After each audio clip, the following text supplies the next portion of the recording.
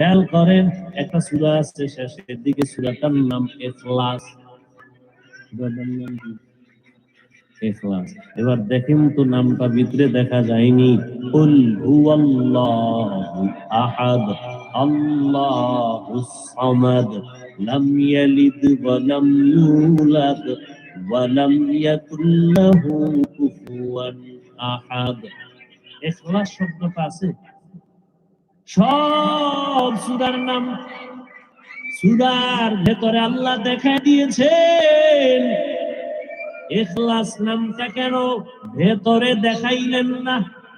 বাইরে বান্দা ভালো করে জানো, ইখলাসটা এটা দেখার জিনিস না, ইখলাস এটা অন্তরে থাকার জিনিস, এটা দেখা যায় না।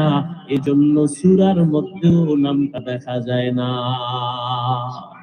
কাদের কুদরত